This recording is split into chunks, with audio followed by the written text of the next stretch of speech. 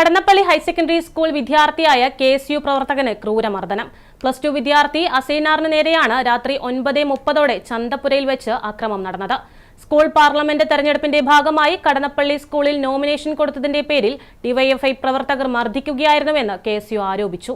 പരിക്കേറ്റ വിദ്യാർത്ഥി പയ്യന്നൂർ പ്രിയദർശിനി ആശുപത്രിയിൽ ചികിത്സയിലാണ്. കഴിഞ്ഞ ദിവസം രാത്രി 9:30 കടന്നപ്പള്ളി ഗവൺമെന്റ് ഹയർ സെക്കൻഡറി സ്കൂളിലെ +2 വിദ്യാർത്ഥി അസൈനാറിനെ ഒരു സംഘം ആളുകൾ ക്രൂരമായി മർദ്ദിച്ചത്. മർദ്ദനത്തിന്റെ ദൃശ്യങ്ങൾ CCTVയിൽ പതിഞ്ഞിട്ടുണ്ട്. അസൈനാറിന്റെ വീടിന് സമീപത്തുള്ള ചന്തപുര ടൗണിൽ വെച്ചായിരുന്നു സംഭവം. സ്കൂൾ പാർലമെന്റ് തെരഞ്ഞെടുപ്പിൽ കടന്നപ്പള്ളി സ്കൂളിൽ KSU പാനലിൽ അസൈനാർ നോമിനേഷൻ നൽകിയിരുന്നു. ഇതിലുള്ള പ്രതികാരമായി ഡിവൈഎഫ്ഐ പ്രവർത്തകർ മർദ്ദിക്കുകയായിരുന്നുവെന്ന് KSU ആരോപിച്ചു.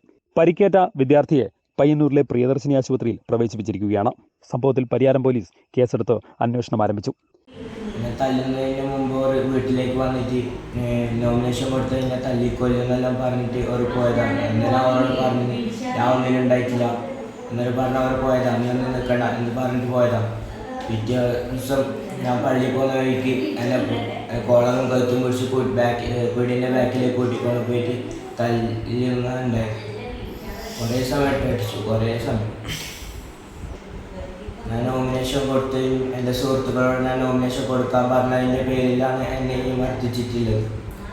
News bureau, Payyanur.